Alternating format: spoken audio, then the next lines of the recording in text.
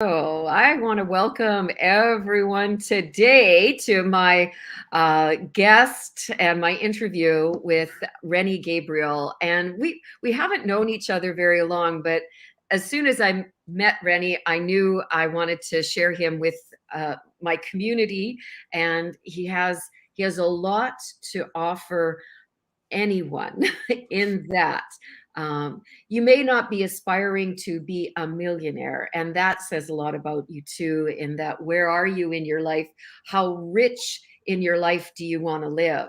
And Rennie, at the age of 50, really was at a tremendous crossroads in his life and was broke, had come through some situations, and he's proof that never too old or never too young, or it doesn't matter what time in your life. That's always my stand.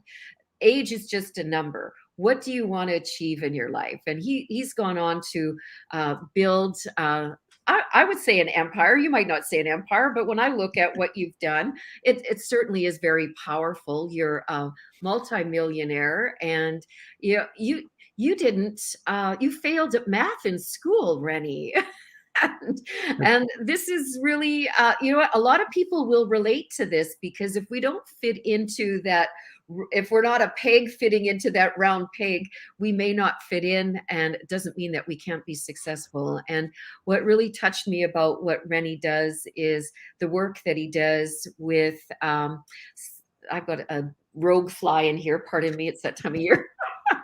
The work he does with Shelter to Soldier, where dogs are rescued from deadly environments and trained as service animals for post 911 soldiers who've returned with PTSD and or traumatic brain injuries. And welcome today, Rennie, from sunny, is it sunny in California today? Yeah, today it is. Yesterday we had thunder and lightning and showers, and it was the weirdest thing. No one was ready for it.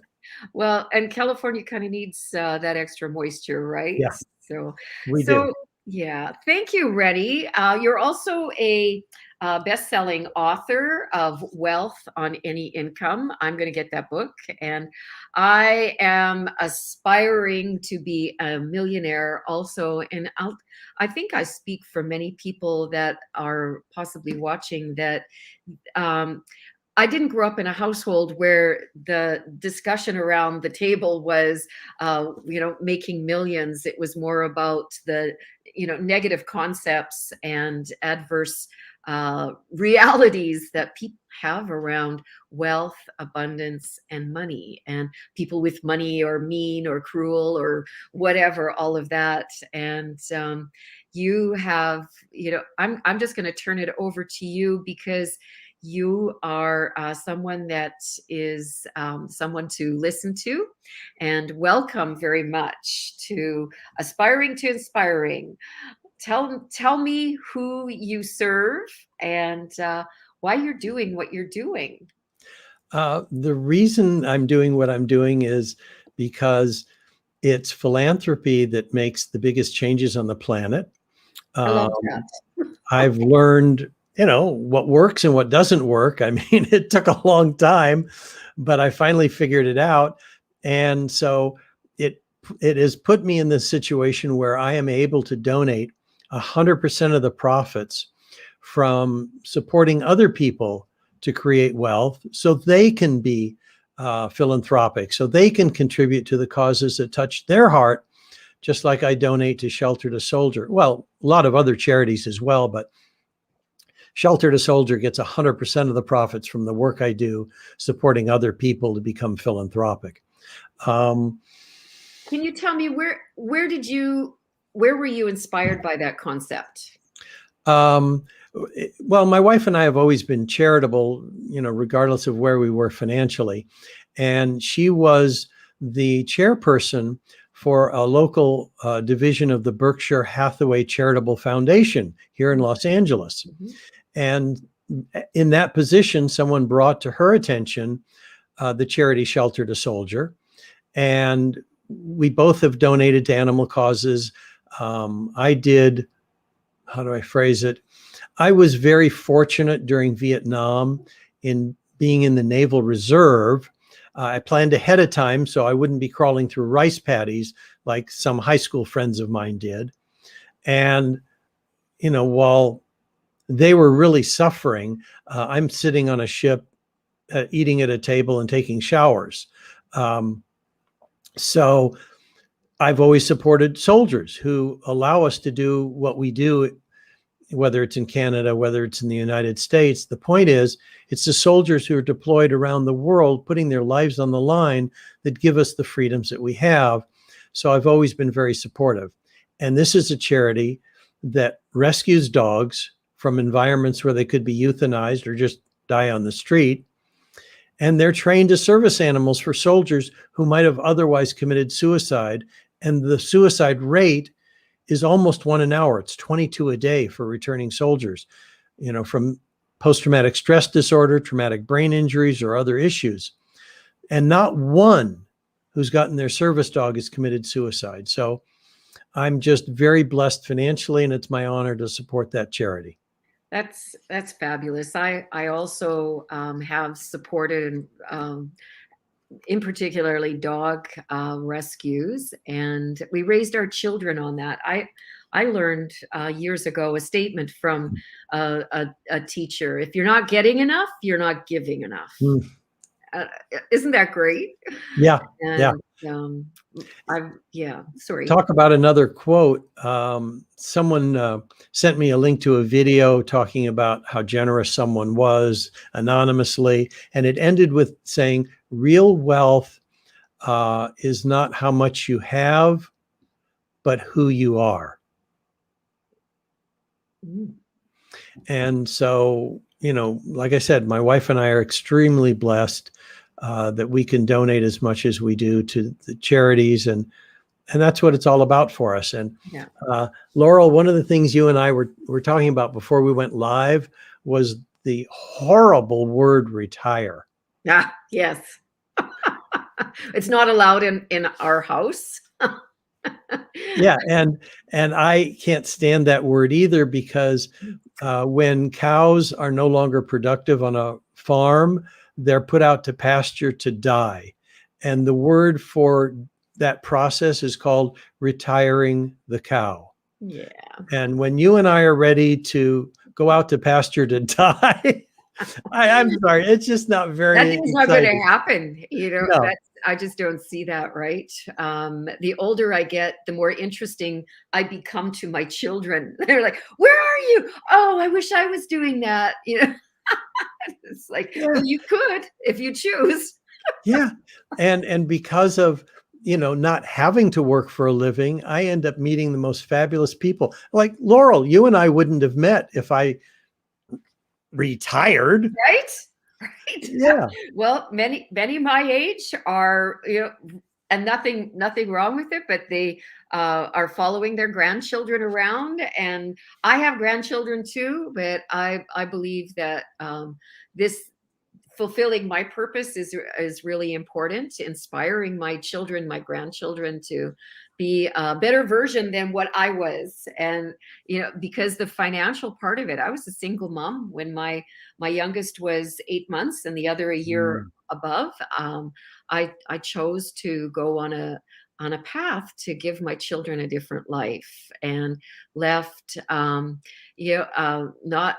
not the picture of what my life is today. I left that all behind. But and you're probably in the same situation too. It's like, how do we make it better? Every moment, every hour of every day, I always say, working on being a better version of myself. Health is wealth, and that's a big part of where I come from too. So, statistic I keep seeing is that there's 1,700 millionaires made every day in the U.S. What do you think about that? How easy is that?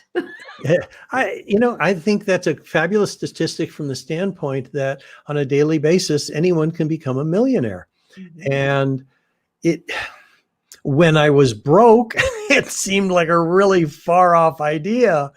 But after the first one, the next bunch came along a lot easier. And the sad part is that you were talking about what it's like around the table when you're having, when the family's having conversations around money and wealth. And unfortunately, the bulk of the population has been conditioned unwittingly to believe that it's not good to have money. And it comes from books like Charles Dickens. It comes from fairy tales like Jack and the Beanstalk. It comes from movies like Titanic and It's a Wonderful Life with Jimmy Stewart, or Butch Cassidy and the Sundance Kid. And I could just go on and on with TV shows, books, movie, you name it, where it's set up that only the poor people are the good people and the wealthy people are evil and disgusting or Oh, heartless or yeah. whatever. Yeah. And if you think about it from the standpoint of someone who is making a movie, if you wanted to sell a lot of tickets, would you be marketing to wealthy people or would you be marketing to the masses who are poor? Where are you going to sell more tickets?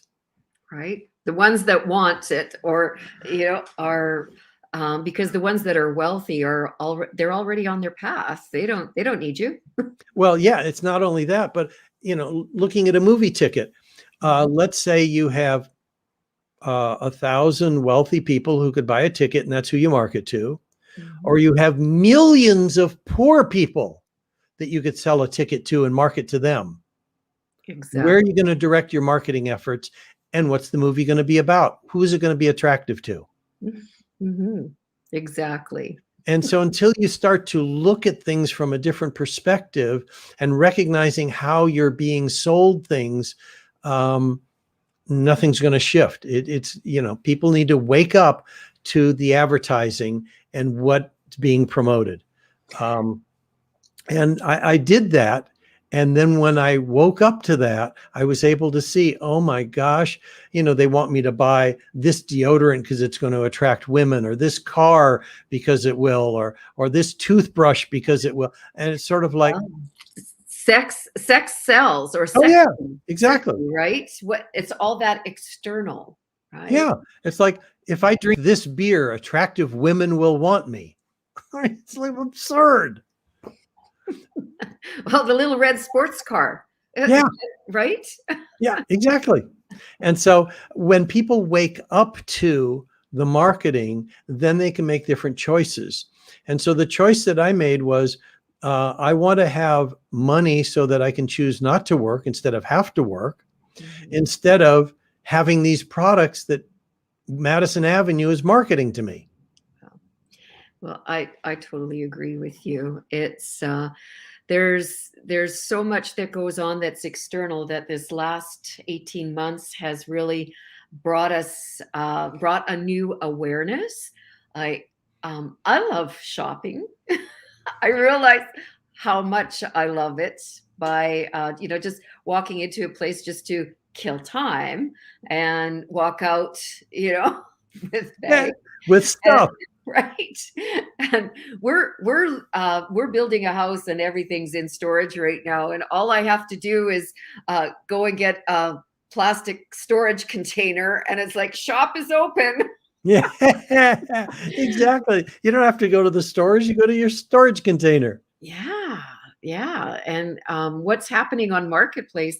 So we were selling our house. Our house went on the market 6 days before the announcement, the first initial announcement came. So then a month or so passed, and then when we started the garage sale to clear stuff out, and that was the coolest thing. I just take some pictures, and people were messaging. I had no idea what was happening, because all this time later, Marketplace on Facebook has become the mall. And it's like, wow, the stuff that's happening. And there's just so many different places that we can put our attention to instead of the store. We realized that we had become really great consumers instead of just being human beings. Yeah, actually, if you look at it, and when they measure gross national product and consumer goods and things like that, if you look up the definition of the word consume, because you and I are labeled as consumers, our job is to consume products. Well, Mhm. consume means to use up and lay to waste. Yeah. Yeah. And so when you think of, oh my gosh, my job is to take something and have it become worthless, Mhm. that's my job. I'm not all that excited about being a consumer. Yeah. Yeah, I totally agree with you. When we woke up to it, because we used to, oh, we're really great consumers, blah blah blah, and then it's like, what? It just feels different now. And this was before this last year and a half or so. And when this year started happening for people, it was that was a big part of why people went into panic, is because it's like, well, we're used to consuming. Now they're going into retreat and fear mode. And how does that serve you in your abundance? Right. Well, it doesn't. Right. Um, so much of everything. I mean, I have people who talk about mindset, and mindset isn't everything. It's, how do you actually think and so on. But the point is, it just feels so accurate to say how we see things is what shows up in our life. If we see things that are possibilities, they show up. If we see things that don't work, if that's where our focus is, then that is what happens. Mhm. And so I've chosen for a long time to see what the possibilities are and how things can grow and develop and blossom. And that's what shows up all around me. So if someone asked you, what's one thing they could do right now to move in that direction of, towards a million, I think my first thought is put one foot in front of the other. Because when you say mindset, I don't believe mindset works unless you put it to action. Oh, without the Right. action, yeah, it's Right? Because irrelevant. many people think that I'm just going to do it here. Because I used to think that. And it's Yeah, like, no, doing the work in any area of your life is okay, think it here. And then now what are you going to do? But yeah. what would you say to someone? Well, there's a concept that I adopted. I ended up having to do it 3 times before it finally stuck. But the concept's 5,000 years old, which means it's survived the test of time. And a Mhm. book was written about it 100 years ago. Yeah. And the book is called The Richest Man in Babylon. And what it talks about is how people paid themselves first. Now, let me put you on the spot, Laurel. You'll probably be fine with this, but um, Okay, but then I get to do it to you too. okay, well, I'm on the spot almost most of the time, right? Okay, so first question, have you heard of the expression pay yourself first? Yes. Okay. Now, I would venture to say 9 out of 10 people have heard that expression. And what an ordinary person does is respond to that question with an answer like, I've heard that before. That's not new to me. I know about that. And that's not how a wealthy person listens. Their attitude is different. When they hear familiar information, instead of making a statement like, I've heard that before, they ask questions like, how would that apply to me? Or where would I put the money? Or when will I begin that practice? Or who could support me with that? And those questions lead to the actions that produce results. So my first question to you was, have you heard of the expression, pay yourself first? Yes. Second question, can you explain it? It is basically a 10% principle, and then it compounds. I'm not doing a very good job. And that's okay, because 9 out of 10 people can't explain it. And 9 out of 10 people, even though they've heard it, Mm. they say they know what it is or know about it, can't explain it and aren't doing it. Um, So when you ask what the first step is, the way I explain it is the first step is to treat yourself like you matter. And how does that work? For every dollar that comes into your hands, you set aside 10% of it to keep for the rest of your life. And that 10% you set aside is the money you will use to invest so that your money begins working for you instead of you working for money. I And love that. that's what I did starting at age 50. It was the third time, but I looked at myself and said, I'm broke. In 15 years, if I look at what most people do 15 years in the future at 65, am I going to be eating cat food or am I going to be eating tuna? Well, you you bring up a really good point, because many people are retiring and then they have to go back because it's not what they thought it was going to be. So you have taken that concept and you work with clients, and in 2001 you purchased your first triplex with when you were only earning $5,000 a month. That's right. And then in 2008, you and your wife had, by then you had 50 units 50. Yes. yes, in a competitive Los Angeles market. And I know through being around people like Laurel Langmeyer and so on, that Los Angeles area has been farmed basically to buy up all of the real estate. There's lots of people out there looking for, spots or speculating on land and that. So it's been a very hot market. I heard recently that it's pretty well all bought up. So that's really great for someone holding all of that real estate.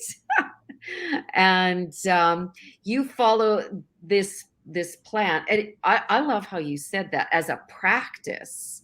Now, right? Because in my life, I have a daily practice, and how I am in my work is how I am in my practice, and with my clients, and with my husband and my children. That's right. I am how I am. It's not just something I do. And so for people listening, and we have people on live with us, we're live streaming to several different platforms right now. And I'm here with Rennie Gabriel, who was broke at 50, failed at high school math, and is a multi-millionaire today, and pays 100% of his profits to charities, and amongst them are Shelter to Soldier, pardon me. Yeah. And that's why I just knew I needed to share him with those of you who are watching, because he's brilliant, and it's simple, it's easy. It's just about having this daily practice and that awareness, that consciousness. And is that your your gardener out there right now? Oh yeah, the first time, that's it. He's got the lawnmower running right by the building, right in front of my window. Oh, love him, bringing our awareness to his big machines.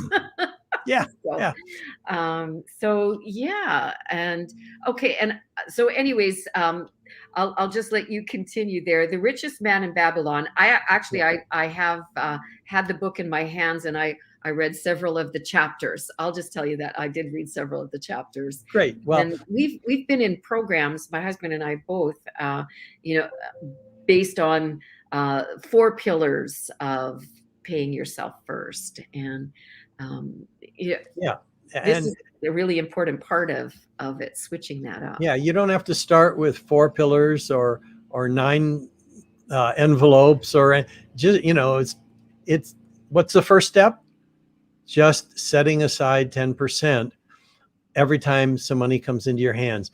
And what ends up happening are 2 things. One of them is that you find out it's easy. And the second thing that most people have discovered is that they're able to create more money coming into their lives, because they have the confidence. I mean, there's 2 ways to look at this. One way to look at it is, the universe recognizes you know how to handle money better, and so the universe provides more to you. That's for one approach, it's a nice woo-woo approach that, whoever that works for, terrific. Second approach is, now that I am handling money more confidently and more effectively, I feel that I can go out and earn more, and I'll have something because of that. And so I don't care which one someone adopts, but it starts with the action of treating yourself like you matter and keeping 10% of what's coming in so that you have that for the rest of your life. Mhm. Well, that's, yeah, you make it sound really really easy, and that there's like no stress with that. No, yeah. I mean, hey, if you go into a store and they provide a 10% discount, is that a big thrill? Right? It's like I love it. in Los Angeles, that's like not paying the sales tax. Yeah. Yeah, right. So, I mean, 10% off is nothing. Setting aside 10%. I mean, when people tell me, oh, I can't do that, I won't be able to pay my phone bill or my rent or my this or my that, you know what? They always figure it out. Yeah. Set aside the 10%, live on the 90% that's left over. One way or another, you'll figure it out. You figured it out before, so you'd have nothing at the end. Take off 10%. You'll still have nothing at the end except for that 10% Right. that you get to keep. So you're a best-selling author of Wealth on Any Income. And how can people find that book? Is it on Amazon? Yes, it is on Amazon. However, if they get it from my website, then 100% of the proceeds, not just the profits, I donate to the charity. Fabulous. And there's also donate buttons on my website. And I'm simple. Okay. I mean, like I said, like you said, I failed high school math. I'm not a complicated kind of guy. So the title of the book is Wealth on Any Income. They can find it on my website, which is called Wealth on Any Income. If they want to listen to my podcast, it's Wealth on Any Income. Well, that just makes sense to me. Well, and here's the thing, just talking to you, Rennie, it's you're uncomplicated, and I feel so at ease talking about wealth with you that I'm conscious of those who are watching that maybe it's kind of like, oh, I don't know if I want to listen. Oh, they're talking about money, and it's like, come on in, folks, come on in. This is your time. There's a reason why you're hearing this message. And Rennie's an expert at it. And he's written a book that you can find on his website. Go there, get the book. And he's also done a TED Talk. So I did watch your TED Talk. And it was very good. It's very good. So I'm laughing because I can't believe our lawn is that big that lawnmower is going by the window over and over again. The good thing is I'm not hearing it like you are, but I always say the unseen forces come out when the closer you are to the money, the more it'll come at. So this is a good sign. Great. So I tell you what, I'm going to give people, if they want to go to the website, I'm going to give them a 9-step roadmap from wherever they are to a place where they can have complete financial choice. And they'll be able to see my TED Talk there as well.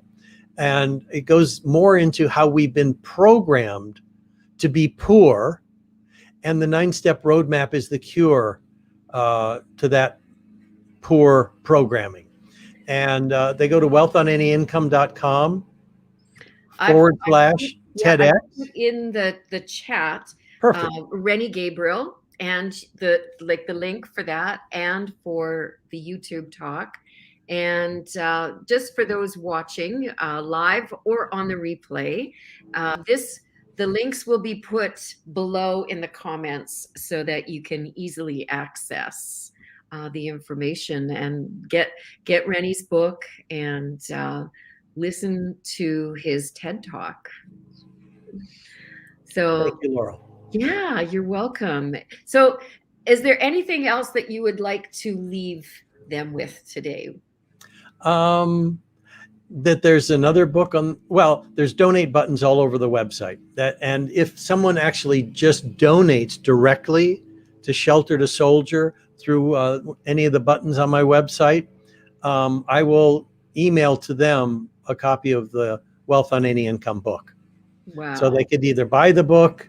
If they're in the US, they can have the paper version. If they're somewhere else in the world, PDF is easier.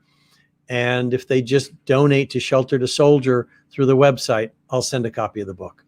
I just love your your charity and your philanthropy, how you are. And Sherry Leopold is joining us live from her sunny location. And yeah, Sherry, I'm here today with Rennie Gabriel, a very interesting man and someone who knows how to build wealth. And you'll gain so much from him. You'll love what he does with his philanthropy and how he gives back. Him and his wife give back through Shelter to Soldier, and his book Wealth on Any Income. There might be, oh, Sherry's an author, and you two would do well to get together too.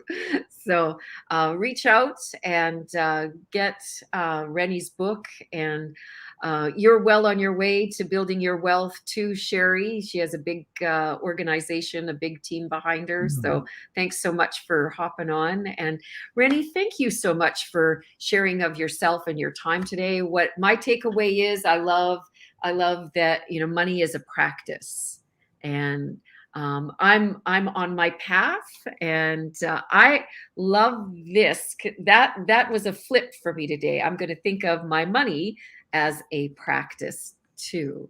So I really appreciate that. Thank you so much for being here. Thank you, Laurel. Thank you for the opportunity to talk about the charity and to support more people.